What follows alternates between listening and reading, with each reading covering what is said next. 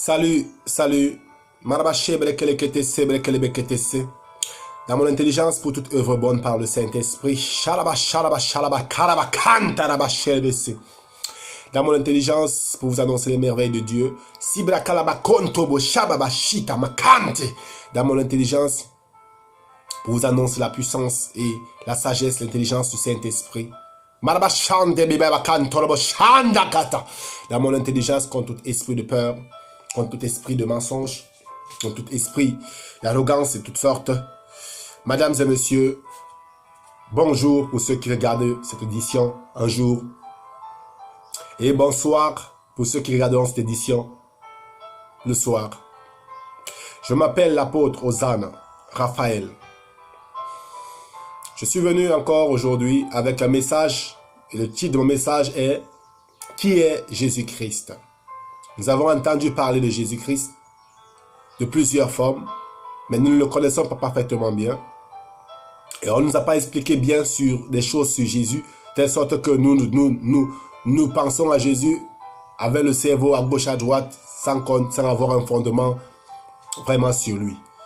Mais aujourd'hui, Dieu commence à former en vous Jésus-Christ, en vous donnant la forme qu'il faut et en apportant la connaissance de Jésus-Christ dans vos vies, dans votre intelligence, dans votre cœur, et afin que vous aussi, qu'en entendant ce que vous allez entendre, que vous l'annoncez aussi à vos frères et sœurs et que vous les informez, car ils ont besoin de connaître Jésus. Sans Jésus, il n'y a pas la vie. Sans Jésus, il n'y a pas le succès. Sans Jésus, il n'y a pas la paix du cerveau ni du cœur. Sans Jésus, tout est foutu. Alors, il est important de parler de Jésus à maman, à papa, et de parler de Jésus aux frères et sœurs, sur ce que vous aurez entendu, qui vous aidera à savoir qui est Jésus-Christ et pourquoi il faut l'adorer, plier les genoux devant lui et chercher sa connaissance afin d'avoir la tranquillité. Je veux vous dire, nous n'allons pas finir ce témoignage aujourd'hui, mais nous allons faire ce témoignage de telle sorte qu'il sera fait de chapitre à chapitre. C'est un témoignage qui sera fait de chapitre à chapitre.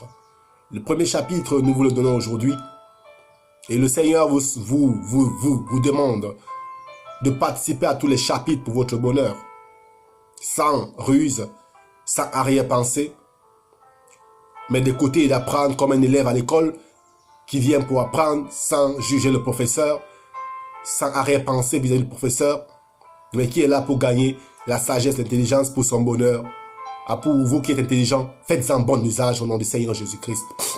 Oui, et vous voyez, je suis un peu enrhumé, mais je parviens quand même à vous atteindre, je parviens à me pousser vers vous. Voilà pourquoi je commence maintenant mon témoignage. Celui du Saint-Esprit qu'il m'a donné surtout.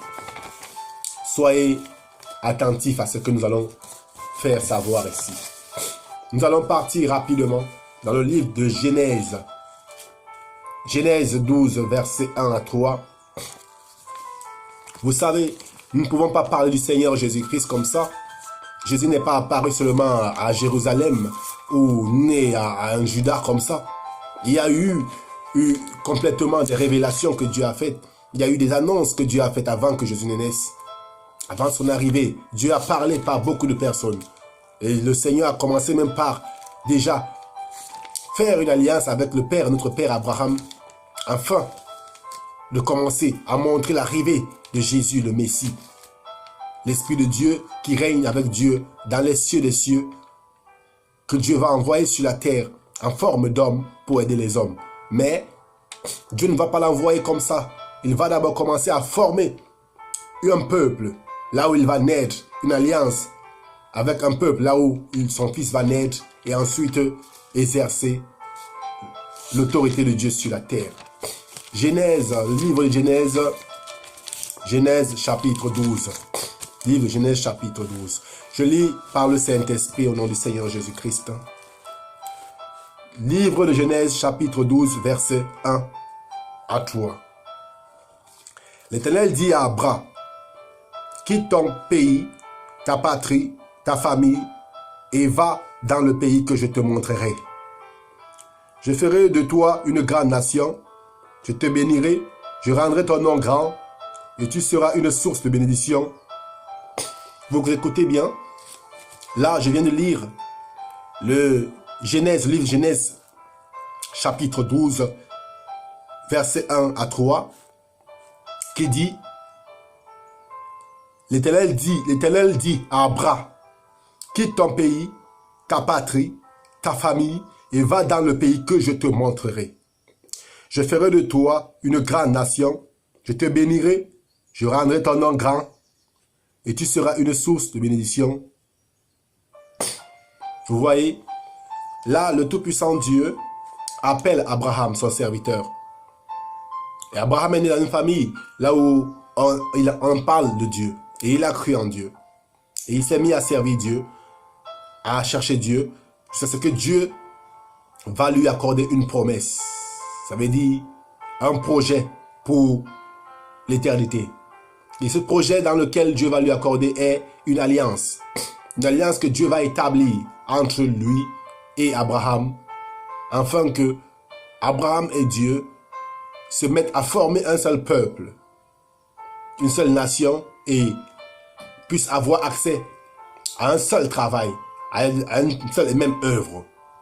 Voilà pourquoi Dieu a dit à Abraham, je ferai de toi une grande nation. Mais parlons un peu de ça. Premièrement, Dieu qui va faire d'Abraham une grande nation, c'est déjà une bénédiction. Ça veut dire, Dieu a des projets d'amener Abraham à avoir beaucoup d'enfants, et même aux enfants d'Abraham d'avoir beaucoup d'enfants, afin de les sanctifier, afin de mettre son esprit en eux, et qu'ils vivent avec lui dans la gloire. Ok, nous allons passer à Genèse chapitre 17, pour mieux vous éclaircir les choses. Le Saint-Esprit ne va pas vous enseigner par moi, en l'air, nous allons travailler puissamment avec la parole de Dieu, la Bible.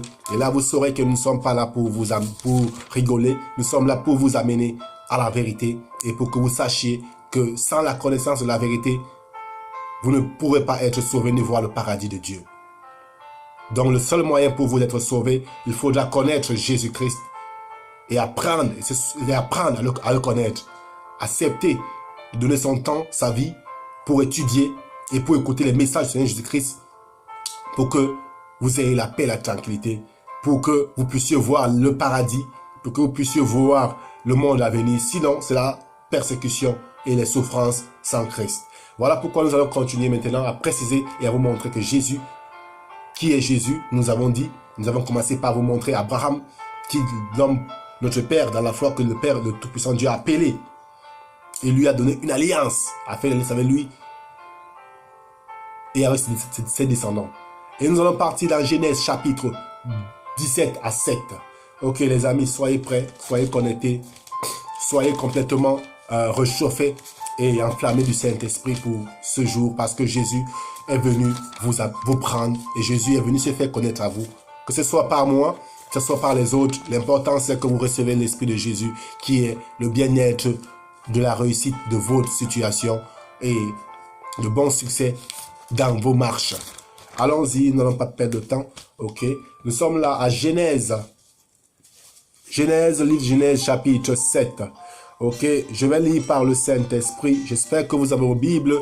Vous aussi cherchez une Bible, ne jouez pas au dur. Ça ne sert à rien de jouer au dur. N'écoutez pas le diable, ne soyez pas des petits démons. N'écoutez pas le diable, ne jouez pas la tête dure avec Dieu. Parce que quand on joue avec Dieu, on ne joue au petit démon. Alors ça, c'est pas bon. Il ne faut pas être un ami de Satan, mais plutôt un ami du Tout-Puissant Dieu, notre Créateur. On part dans Genèse, chapitre 17 à 7. Chapitre 17, au verset 7. Je vais lire au nom puissant de Jésus. Le Tout-Puissant dit à Abraham, son serviteur, « J'établirai mon alliance entre moi et toi, ainsi que tes descendants après toi, au fil des générations. Ce sera une alliance perpétuelle en vertu de laquelle je serai ton Dieu et celui de ta descendance après toi. » Vous le voyez, Dieu va dire à Abraham, « J'établirai une alliance entre moi et toi. » Une alliance, qu'est-ce que c'est qu'une alliance? Quand nous parlons d'alliance, commençons d'abord par définir le mot alliance. Parce que moi, je suis un indigène que Dieu est en train d'enseigner, un illettré que Dieu est en train de lettrer. Donc je pense qu'il y a, je ne suis pas le seul ici, je pense qu'il y a aussi beaucoup de gens dans le monde entier qui ne savent pas écrire ni lire et qui ne comprennent pas bien la signification et qui ne connaissent même pas la signification des mots. Voilà pourquoi il est important pour un enseignant de Dieu, il est important pour un fils de Dieu comme nous le sommes, pour les enfants du Seigneur, les enseignants du Saint-Esprit, de toujours chercher à bien définir les choses pour que le peuple puisse saisir. Voilà pourquoi nous allons pas à pas. Nous allons vous donner la définition d'alliance. Parce que Dieu est venu faire une alliance avec Abraham, alors nous devons chercher à savoir qu'est-ce qu'il veut dire une alliance. Ok. Alliance signifie, le mot alliance signifie, alliance veut dire, c'est un acte, une alliance c'est un acte par lequel on s'allie. Je dis encore, une alliance c'est un acte par lequel on s'allie. Je répète, une alliance c'est un acte par lequel on s'allie. Première définition d'alliance. Nous allons continuer sur la seconde définition. La deuxième définition est, une alliance est un accord. Une alliance est un accord. Vous pouvez comprendre qu'il y a eu un accord passé entre Dieu et Abraham. Ok. Je continue la définition d'alliance. Une alliance, c'est une entente entre deux personnes, entre des groupes. Une entente. Une alliance, c'est une entente. Vous pouvez même constater qu'il y a eu une entente entre Abraham et Dieu pour qu'il y ait alliance. Une alliance, c'est une union. Vous pouvez même voir qu'il y a eu une union et il y a une union et il y a toujours une entente et un accord entre Abraham et Dieu jusqu'à aujourd'hui avec le peuple d'Israël. Vous pouvez le voir aussi, une alliance, c'est un pacte. Qu'il y a un pacte encore aujourd'hui entre Abraham et Dieu et entre les fils d'Abraham que nous sommes avec Dieu. Ok. Une alliance aussi, les frères et sœurs, peut être conclue entre plusieurs personnes. Je dis bien, une alliance peut être conclue entre plusieurs personnes.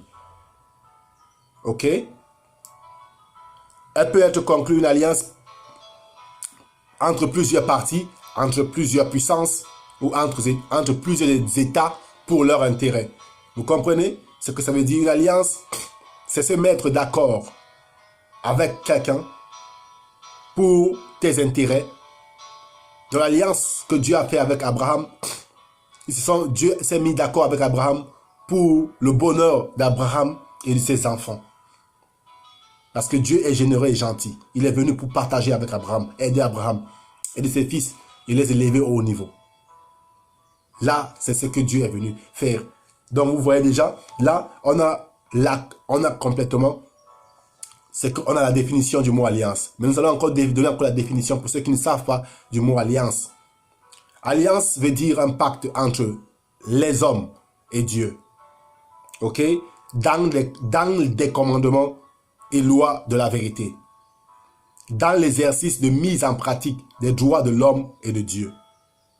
Dans une alliance, il y a des commandements et il y a des lois de vérité qu'il faut exercer. Tant bien Abraham et ses fils doivent l'exercer, tant bien Dieu aussi doit exercer cette loi et ces commandements sur Abraham et Abraham vis-à-vis la parole de Dieu. Et dans cette alliance-là, vous voyez, chacun a ses droits. Il y a les droits de l'homme et il y a les droits de Dieu. Les droits de Dieu et les droits de l'homme dans cette alliance. Ok? On va parler de ça plus tard. Nous continuons parce que nous sommes là pour vous montrer qui est Jésus-Christ. Mais nous commençons par vous montrer d'abord l'alliance. Parce que Jésus-Christ est l'alliance. Et il est l'entente entre Dieu et Jésus-Christ est l'entente entre Dieu et Abraham.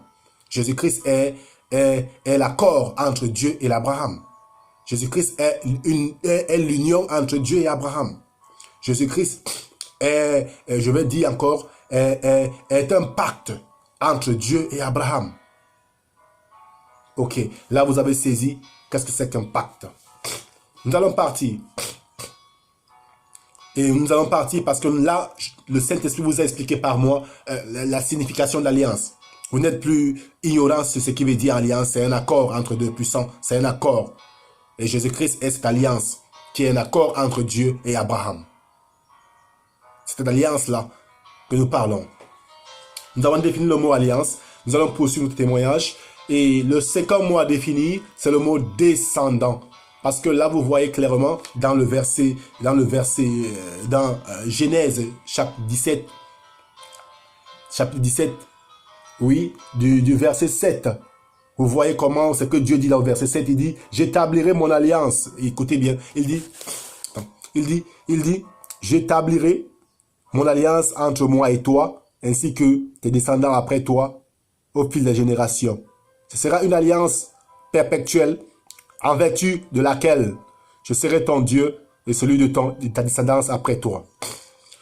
Vous voyez, Dieu établit une alliance, là où il sera le Dieu d'Abraham. Il établit une alliance là où il sera le Dieu d'Abraham et celui de sa descendance après Abraham. Vous le voyez clairement.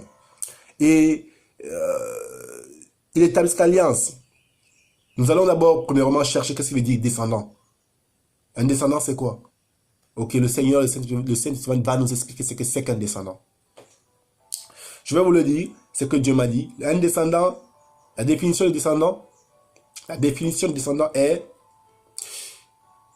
Un descendant est une personne issue d'un ancêtre. Un descendant est une personne issue d'un ancêtre. Et je sais que vous devez le savoir, Jésus est un descendant d'Abraham. Parce que Jésus est l'ancêtre de Jésus sur la terre en tant qu'homme, c'est Abraham.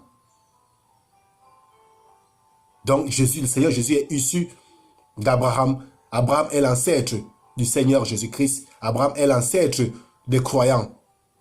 Abraham est l'ancêtre du peuple Israël. Ok? Maintenant, vous avez appris, nous avons appris ce que c'est qu'un descendant. Une personne qui est issue d'un ancêtre. Ok? Tout ceci, c'est pour vous montrer Jésus-Christ. Parce que nous ne pouvons pas commencer à vous enseigner Jésus n'importe comment. Nous allons vous montrer d'abord, premièrement, l'alliance que Dieu a établie entre lui et son serviteur et son ami Abraham. Et ensuite, nous allons vous montrer dans cette alliance comment Jésus commence à apparaître parmi le nom descendant. Et quand Dieu dit à Abraham, j'établirai une alliance entre moi et toi et ta descendance après toi, ça veut dire, même les enfants d'Abraham sont à l'intérieur de cette alliance. Et à l'intérieur de cette descendance, nous pouvons commencer à chercher Jésus, commencer à voir Jésus, qu'il est parmi les descendants d'Abraham, qui doit apparaître, qui doit naître. Le moment où Dieu va dire à Abraham, j'établirai mon alliance entre moi et toi, ça veut dire Dieu a dans son intelligence, dans son intelligence, Dieu, dans son intelligence et dans son cœur, Dieu l'a préparé de manifester quelqu'un qui s'appelle Jésus-Christ, mais qui apparaîtra dans la descendance d'Abraham, qui naîtra là-bas. C'est ce que Dieu commence à montrer, à dire, quand il dit, j'établirai mon alliance entre moi et toi, et tes descendants après toi. Et tes descendants après toi. Et il poursuit, Dieu poursuit son développement, il dit, dans le chapitre 8, dans le chapitre, non, retenons au chapitre 7, il dit, j'établirai mon alliance entre moi et toi, ainsi que tes descendants après toi. Au fil des générations, ce sera une alliance perpétuelle en vertu de laquelle je serai ton Dieu et celui de ta descendance après toi. Vous voyez? Ça veut dire, Dieu sera le Dieu, non pas d'Abraham seulement, mais une fois qu'Abraham sera mort, Dieu sera aussi le Dieu des enfants d'Abraham. Après la mort d'Abraham, c'est que Dieu déclare à Abraham. Donc Dieu n'est pas seulement le Dieu d'Abraham, mais le Dieu des enfants d'Abraham. Ok? Ok. Nous allons continuer. Là, on vous montre déjà qu'Abraham a fait une alliance avec Dieu, un pacte avec Dieu, un accord avec Dieu, une entente avec Dieu. Et Dieu lui a promis de donner beaucoup d'enfants et que ces enfants seront ses serviteurs, ses prophètes, ses apôtres, ses enseignants. C'est ce que Dieu dit à Abraham. Ok, nous allons poursuivre notre enseignement. Nous n'allons pas rester là. Nous avons déjà décrit ce que veut dire descendant. Vous pouvez déjà commencer à comprendre là où le Saint-Esprit nous conduit. Vous pouvez déjà commencer à comprendre. Là où le Saint-Esprit, je suis un peu enrhumé, vous allez m'excuser, mais c'est important que je vous transmette ce message. Nous allons partir rapidement. La référence Saint-Esprit, la référence du message. La référence du message Saint-Esprit. Genèse 49. Allons-y, frères et sœurs, bien-aimés, amis et soldats, frères du combat spirituel. Allons-y vers Genèse 49. Car le Seigneur nous envoie en mission dans le livre de Genèse 49. Allons découvrir et voir ce que Dieu veut révéler et nous faire savoir sur son Fils Jésus-Christ. Ok. Après Abraham, l'homme par qui Dieu a donné une alliance et a promis de manifester des prophètes et de faire des fils d'Abraham des prophètes, des apôtres, des prêtres. Après que Dieu eut fait cela, Abraham a eu son premier fils parce qu'il était stérile, mais Dieu lui a permis d'avoir, parce que Dieu a fait une promesse de lui donner des enfants. Donc c'était un homme qui ne pouvait pas avoir des enfants.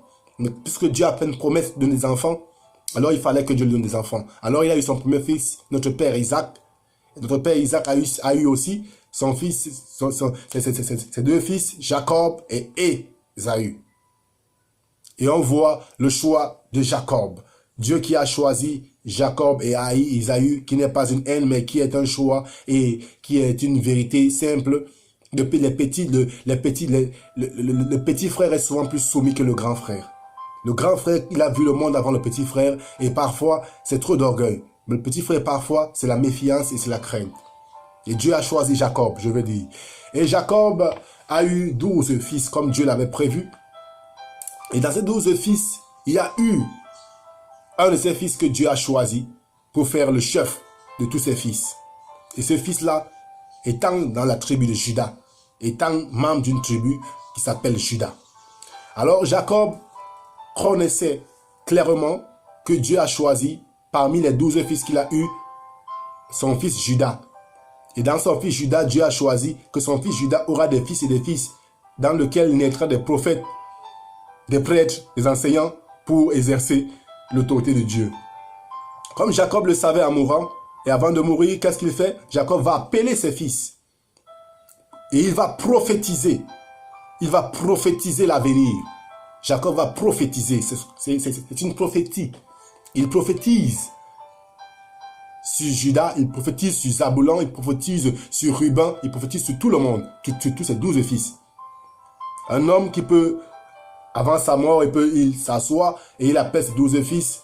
Et il dit, toi, tu deviendras ceci dans l'avenir, et cela arrive. Toi, tu deviendras cela dans l'avenir, cela arrive. On appelle ça prophétiser. Il a prophétisé à ses fils l'avenir. Et notamment, vous le savez bien, Dieu ne fait jamais une chose sans avoir prophétisé. Même Abraham, quand Dieu vient dire à Abraham, quand le Seigneur vient dire à Abraham, je ferai de toi une grande nation, c'est de la prophétie. Dieu prophétise à Abraham qu'il fera de lui une grande nation. C'est une prophétie, Dieu a prophétisé à son serviteur. De même que Dieu a prophétisé à son serviteur qu'il ferait de lui une grande nation, de même, Dieu va accorder à Jacob la capacité de prophétiser à ses fils l'avenir, ce que Dieu va faire dans leur vie. Et alors, Jacob va prophétiser plus particulièrement des très bonnes choses que Dieu annonce qu'il fera dans la vie de Juda. Et là, quand Jacob est près de la mort, qu'il veut bénir ses enfants, qu'est-ce qu'il fait? Il appelle ses fils. Mais le fils que Dieu avait choisi, Juda, dans lequel doivent apparaître des prophètes et des enseignants de toute qualité, lui, il le bénit et il dit ceci. Je dis c'est Genèse, la référence c'est Genèse 49, chapitre 49, verset 8. Juda, c'est toi que tes frères célébreront. Je lis au nom du Seigneur Jésus-Christ, je commence. Je lis au nom du Seigneur jusqu'à le Saint-Esprit. Juda, c'est toi que tes frères célébreront. Ta main sera sur la nuque de tes ennemis. Les fils de ton père se prosterneront devant toi. Juda est un jeune lion. Tu reviens du carnage, mon fils. Tu plies les genoux. Il se couche comme un lion, comme une lionne qui le fera se lever. Le cercle ne s'éloignera pas de Juda, ni le bâton souverain d'entre ses pieds, jusqu'à ce que vienne le Shiloh, que les peuples lui obéissant. Ok, nous arrêtons là au verset 10. Vous voyez, le père Jacob qui prophétise à son fils Juda, il dit bien Juda, c'est toi que tes frères célébreront. Qu'est-ce qu'on appelle célébrer? Pourquoi le père d'une famille va choisir un fils et dire c'est lui que ses frères vont célébrer? C'est lui qui sera le roi de ses frères, le chef de ses frères. Et il dit que ses frères vont le célébrer. Qu'est-ce qu'il veut dire célébrer? L'adorer. Comment le père peut-il choisir un fils et dire que c'est lui que ses frères vont adorer? Ça montre que Dieu a choisi en Juda de placer son esprit, qui est Jésus-Christ, que les nations vont adorer. Vous le comprenez? Parce que le père Jacob va clairement dire à ses fils que Judas est celui qu'ils vont célébrer. Et nous savons que nous, les êtres humains, même dans la coutume humaine, un homme ne célèbre pas un homme. Un homme ne célèbre jamais un homme. Un homme ne célèbre pas un homme parce qu'un homme est un homme et les hommes sont égaux. Un homme célèbre celui qui est supérieur à lui, c'est-à-dire Dieu, l'Esprit de Dieu. Quand Jacob va clairement dire à ses fils qu'ils célébreront Judas, il est en train de leur montrer déjà l'Esprit de Dieu. Parce qu'on ne célèbre pas la chair. On ne célèbre pas un homme de chair, on célèbre l'Esprit de Dieu.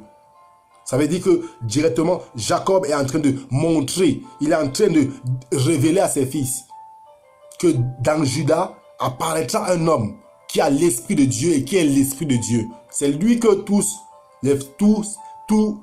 les enfants de Jacob adoreront et célébreront parce qu'il est leur chef.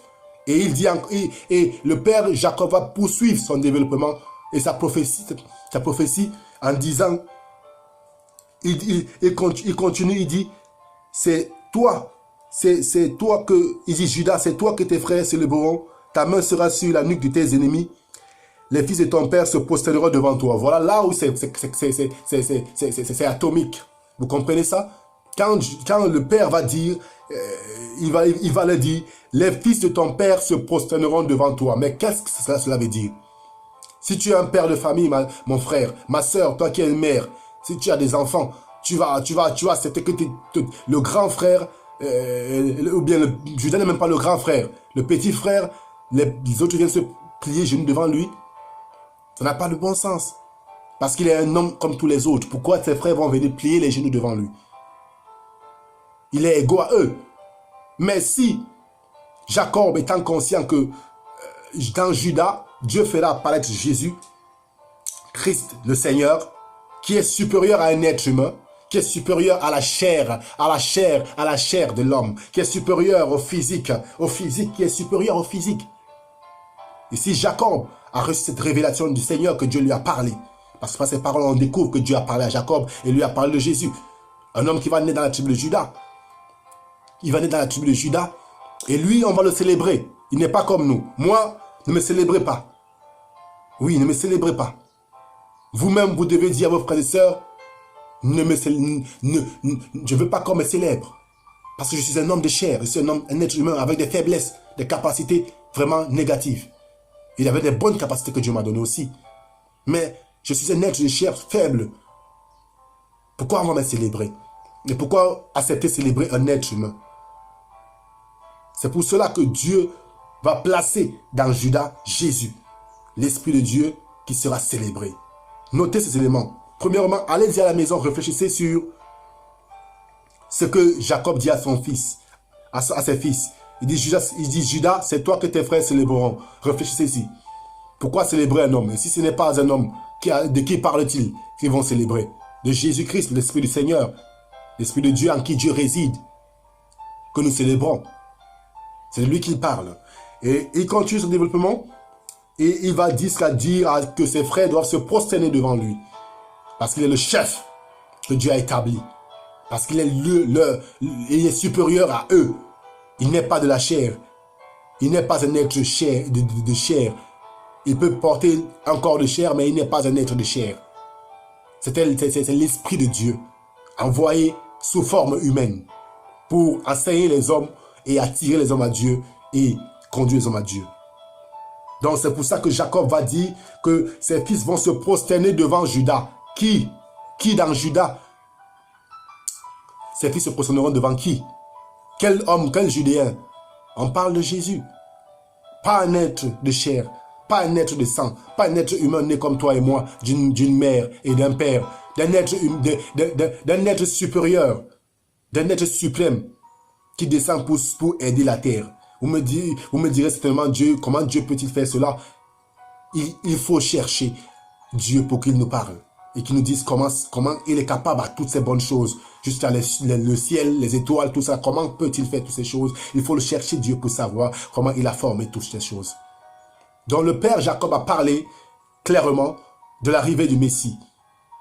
L'homme devant qui les frères, les nations se prosterneront. Parce que le père Jacob ne va pas seulement dire à ses fils que Judas est celui qu'ils vont célébrer. Il parle à ses fils en disant Judas est celui qu'ils vont célébrer. Ailleurs, il continue son témoignage. Après, il dit juste à ce que vienne le Shiloh. Il parle de Jésus, le Shiloh. Après, il dit que le peuple lui obéissant. C'est une double phase. Premièrement, le Père parle à ses enfants. Il est dit après ma mort, naîtra quelqu'un en Judas. C'est lui que vous célébrerez. Vous tous. Et vous vous positionnez devant lui. Parce qu'il est supérieur à vous. Et que c'est l'envoyé de Dieu. C'est l'Esprit de Dieu. Le Père ne s'arrête pas seulement à ce qu'il leur a dit là. Il continue encore son développement en disant, que jusqu'à ce que vienne le Shiloh. Il parle que jusqu'à ce qu'il dit à ses fils que le Shiloh. Parce qu'il leur a parlé de Judas. Ensuite, il parle de Shiloh qui apparaîtra dans Judas. Ça veut dire un homme. Mais pas un homme de chair. L'Esprit de Dieu. Ça veut dire le Seigneur, l'Esprit de Dieu va venir sous forme d'homme en Judas. Et il sera appelé Shiloh. Le nom que Jacob l'a donné est Shiloh. Shiloh, d'envoyer de Dieu. Shiloh, vous voyez même dans la Bible, oui, merci Saint-Esprit. Quand on parle de Shiloh, Shiloh c'est un endroit, Shiloh c'est un endroit, Shiloh, ça veut dire à l'envoyer. Là, Jacob parle que juste à ce que vient l'envoyer de Dieu, ça veut dire l'Esprit du Seigneur. Et quand Jacob parle de ça, il ne dit pas seulement à ses fils de se prosterner eux seuls, il dit les nations. Il continue à attester encore en disant, quand vous le lisez bien, il dit, et que les peuples lui obéissant. Mais ailleurs, on va lire le verset complet, il va dire, de sceptre ne s'éloignera pas de Judas, ni le bâton souverain. Quand on parle de sceptre, bâton souverain de Judas, on parle d'un bâton royal. Ok, je vais rapidement vous donner les définitions de sceptre. Saint-Esprit, on commence d'abord par définir le mot souverain. Qu'est-ce qu'il veut dire souverain? Souverain, pour ceux qui veulent le savoir, souverain, souverain, souverain. Souverain est une personne qui est au-dessus des autres et unique dans son genre. Un souverain est une personne qui est au-dessus des autres et il est unique dans son genre. Ok, première définition. Qu'est-ce que c'est qu'un souverain? C'est une personne à qui Dieu a donné le pouvoir et l'autorité pour exercer le droit et la justice. Vous comprenez ce que c'est qu'un souverain? C'est une personne, esprit, âme, et qui peut aussi avoir un corps, à qui Dieu a donné le pouvoir d'exercer, le pouvoir et l'autorité pour exercer le droit et la justice. C'est ça un souverain. Et alors le père Jacob va parler que le bâton il parle de Judas, il dit le sceptre de Judas, le sceptre. Il dit, le sceptre ne s'éloignera pas de Judas. Vous voyez? Là, c'est le sceptre. Le sceptre ne s'éloignera pas de Judas. Et il dit le bâton souverain. Il parle là de souverain, du bâton souverain. Ok? Maintenant, si nous voulons bien vous montrer ce qui veut dire le bâton, si nous voulons bien vous montrer ce qui veut dire, nous voulons bien vous expliquer ce qui veut dire un sceptre. Qu'est-ce qui veut dire un sceptre? Avez-vous déjà cherché à savoir ce qui veut dire un sceptre? Un sceptre, un sceptre, un sceptre, un sceptre, un sceptre. Un sceptre. Qu'est-ce qui veut dire un sceptre? Un sceptre. C'est un bâton. Oui, le sceptre, c'est le bâton de commandement. Qui est un des insignes du pouvoir suprême. Le sceptre, quand on parle, vous entendez le mot sceptre, où que vous soyez, c'est la signification du mot sceptre est bien claire. Le sceptre, c'est un bâton de commandement qui est un des insignes du pouvoir suprême. Ça veut dire que le pouvoir, dans la hiérarchie du pouvoir suprême, il y a un sceptre, un bâton. Moïse avait son bâton, qui est un sceptre, et qui est une signification, qui est un bâton de commandement, qui est un bâton, et qui est une insigne du pouvoir suprême. Et là, le père Jacob va dire que le sceptre, qui est le bâton du commandement, qui est un insigne du pouvoir suprême, le sceptre qui est l'insigne du pouvoir suprême, le père Jacob va dire que c'est Judas, Shiloh, celui qui apparaîtra dans Judas, Jésus, qui l'a appelé Shiloh l'envoyé, c'est lui qui aura le bâton de l'insigne souverain. C'est lui qui aura le bâton de l'insigne souverain. C'est lui qui aura le bâton du commandement et les insignes du pouvoir suprême. Et le bâton des insignes du pouvoir suprême. Donc vous voyez clairement de quoi il parle. Le pouvoir suprême a été transféré à Jésus. Et le sceptre lui a été donné par Dieu. Ok? Et la souveraineté, Dieu lui en a donné. Vous voyez dans quoi nous traînons? Nous traînons dans Jésus-Christ. Vous voulez connaître Jésus? Vous devez apprendre d'abord cette première chose. Qu'est-ce que Dieu a fait avec Abraham? Qu'est-ce que Dieu a fait avec Jacob? C'est qui va former Jésus-Christ en vous. Parce que là, vous voyez clairement que le Seigneur Jésus-Christ a reçu. Il a reçu le sceptre. Il a reçu le sceptre royal. Le bâton de commandement, l'insigne du pouvoir suprême. Le Seigneur, Dieu Tout-Puissant, a donné au Seigneur Jésus-Christ. C'est pour ça que le Père Jacob va dire que les nations se prosterneront devant lui. Et que les tribus d'Israël se prosterneront devant Jésus. Vous voyez, là, Jacob, le Père nous a éclairci et nous a montré Jésus. Nous avons connu ces choses-là. Nous avons vu la définition du sceptre, le bâton du commandement, l'insigne du pouvoir suprême. Quand on vous remet le sceptre, ça veut dire que vous avez reçu le pouvoir suprême. Et Jésus, Dieu lui a remis le bâton. Et il a reçu le pouvoir suprême. Jacob le déclare. En disant le Shiloh est celui que Dieu remettra le bâton, oui, le sceptre, l'insigne du pouvoir suprême, a été donné au Seigneur Jésus-Christ. Bon, là, vous voyez clairement que, je vais encore dire, le sceptre est un bâton de commandement qui est un insigne du pouvoir suprême. C'est un symbole dans la langue littéraire du pouvoir monarchique, de la royauté, de l'autorité suprême. Vous comprenez? C'est un symbole dans la langue littéraire du pouvoir. Il y a une langue littéraire du pouvoir et il y a un symbole pour la langue littéraire du pouvoir. Et le symbole est toujours consacré par le pouvoir. Ça veut dire le bâton de commandement est béni et la puissance du bâton de commandement, c'est Dieu qui la met dans le bâton de commandement. Ensuite, le donne à celui qui l'a choisi pour être le chef. C'est ça que Jacob, le Père, va nous éclaircir sur Jésus. Donc là, nous sommes sur le Père Jacob. Je vous ai dit que nous allons continuer, nous allons aller très loin parce que Jésus-Christ, c'est la profondeur des choses. Nous allons commencer d'abord pas à pas. Nous n'allons pas être pressés avec vous. Nous n'allons pas nous presser ou être rapides. Nous allons prendre notre temps pour bien vous expliquer. Pour bien vous expliquer le mystère du Seigneur Jésus-Christ. Vous voyez, là, nous avons parlé de l'autorité. Nous avons parlé du bâton suprême, du bâton du sceptre. Nous avons parlé de la souveraineté qui a été donnée à Jésus. Nous avons parlé du Père Jacob qui a dit que c'est Jésus à qui, l'homme devant qui tout Israël, tous les Juifs doivent plier genoux parce qu'il a reçu le bâton de la majesté, le bâton du commandement. Il a reçu l'insigne, oui, du pouvoir suprême que Dieu lui a donné ce bâton, ce sceptre. Et il a été établi souverain. Et ailleurs encore, dans la parole, Jacob dit à ses fils, il dit, Judas, tu recevras les hommages de tes frères. Il dit à Judas, tu recevras les hommages de tes frères. Il parle de qui à Judas? Il parle de Shiloh, l'envoyé. Quel envoyé Jésus? Il dit à Jésus, tu recevras les hommages. Qu'est-ce qui veut dire un hommage? Recevoir un hommage de tes frères. Il dit, la signification de hommage, c'est un don qui exprime le respect, l'admiration, la reconnaissance envers la personne qu'on rend hommage. Vous comprenez? Signification du mot hommage, c'est un don qui exprime le respect, l'admiration, la reconnaissance envers la personne qu'on rend hommage.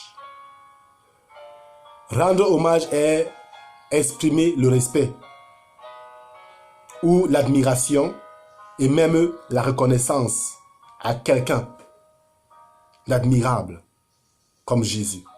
Et Jacob dit à ses fils, Judas, tu recevras les hommages de tes frères. Donc tes frères te respecteront, t'admireront, te seront reconnaissants parce que tu seras Dieu sera dans toi, Shiloh, Jésus, et tes frères le verront. Donc vous voyez clairement que le père Jacob n'a rien caché. Frères et sœurs, le témoignage va s'arrêter ici.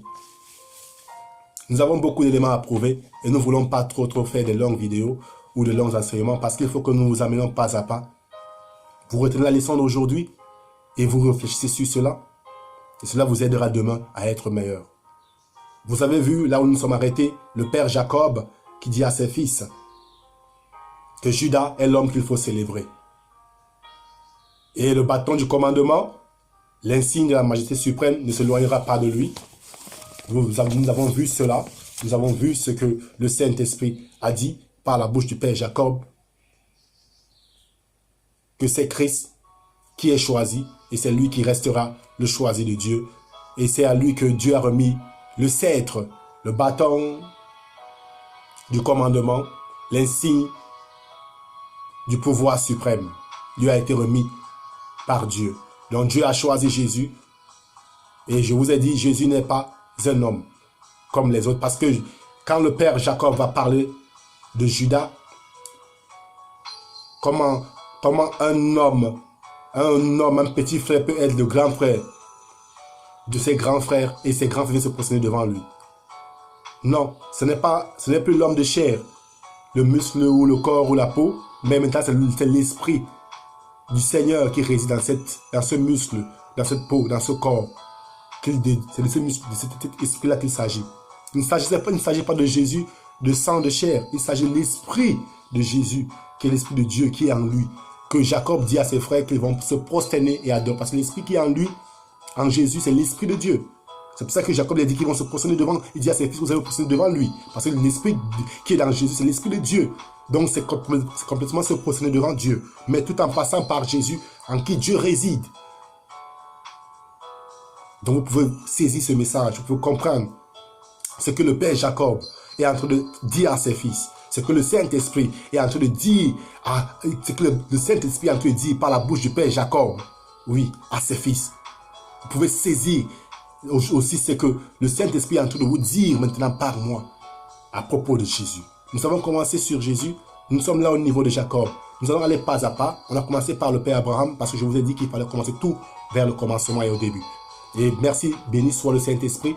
Nous avons pris les choses comme Dieu nous l'a ordonné vers le départ pour aller. Et nous n'allons pas vous presser, nous allons aller doucement, parce que l'évangile de Dieu est puissant et profond. Donc nous ne pouvons pas nous agiter à dire de longs versets ou faire de longs témoignages ou enseigner des heures et des heures. Non. Parce que celui qui enseigne beaucoup fait beaucoup d'erreurs.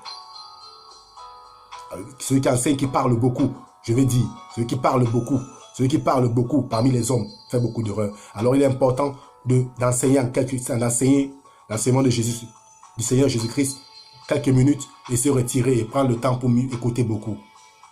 Écouter beaucoup afin de capter beaucoup dans la tête et d'avoir beaucoup dans le cœur. Donc il est important pour vous de le savoir, il faut beaucoup écouter et beaucoup garder dans la tête et dans le cœur avant de présenter. Donc nous nous arrêtons ici grâce au Saint-Esprit qui nous a aidés à parvenir à ce succès en ce jour. Et nous espérons encore dans le Saint-Esprit que nous aurons encore un grand succès encore. Parce que nous allons continuer le témoignage du Seigneur Jésus-Christ. Ça c'est le chapitre 1 pour vous donner quelques notes et pour commencer à vous éclaircir. La prochaine édition, nous allons poursuivre le témoignage tout en commençant par là où nous l'avons laissé. Et nous allons poursuivre avec Moïse. Moïse qui va parler aux enfants d'Israël en disant Dieu fera susciter de milieu de vos frères. Ne manquez pas la prochaine édition parce que là, ça va être bon. Encore. Vous voyez, Moïse, dans Deutéronome, qui dit à Israël, au peuple de Dieu, que... Et Dieu, wow, je vais me dire, Moïse, Dieu qui a dit à Moïse, le Saint-Esprit qui a dit à Moïse, et Moïse qui a dit au peuple, voici les paroles du Saint-Esprit qu'il a dit à Moïse. Je ferai surgir parmi eux, du milieu de leurs frères, un prophète comme toi, dit Dieu. Je mettrai mon Saint-Esprit, c'est-à-dire mes paroles dans son cœur et sa bouche, et il leur dira tout ce que je lui ordonnerai. Nous allons poursuivre le témoignage ici, dans les jours qui viennent, dans le prochain chapitre. Ne manquez pas. Nous allons continuer à vous montrer qui est Jésus et vous faire savoir Jésus. La prochaine fois, ce sera avec Moïse. Et Dieu qui parle, le Saint-Esprit qui parle par la bouche de Moïse pour montrer Jésus et éclaircir Jésus. Merci frères et sœurs au nom du Seigneur Jésus-Christ. vraiment d'être venus nombreux à écouter cette visite, à écouter cet enseignement, à recevoir cette édification, à recevoir cet encouragement, à recevoir cette vérité, afin que vous sachiez qui est Jésus, car nous avons beaucoup encore à vous faire savoir là-dessus. Je prie le Saint-Esprit, dont je suis le serviteur, de vous accorder la grâce, d'écouter attentivement, de vous protéger au nom du Seigneur Jésus-Christ, les esprits de médisance, par le sang de Jésus et par la puissance du Saint-Esprit, de vous protéger des esprits de médisance, de contradit, de vous protéger des esprits de mépris, des esprits de mépris par le Saint-Esprit, de vous protéger des esprits, la têtutesse, de la négligence de la parole de Dieu, par le Saint-Esprit, que le Seigneur vous amène toujours à lui et vous attire toujours à l'édification, lui qui veut que tous parviennent à la connaissance de la vérité. C'est lui qui est au-dessus de tous, parmi tous et en tous. Merci frères et sœurs. Bye bye, ciao. À la prochaine fois, le Seigneur est avec vous, il est avec nous. Nous vous aimons. Christ vous aime, Jésus vous aime, nous vous aimons. Soyez prêts pour la prochaine édition. À tout.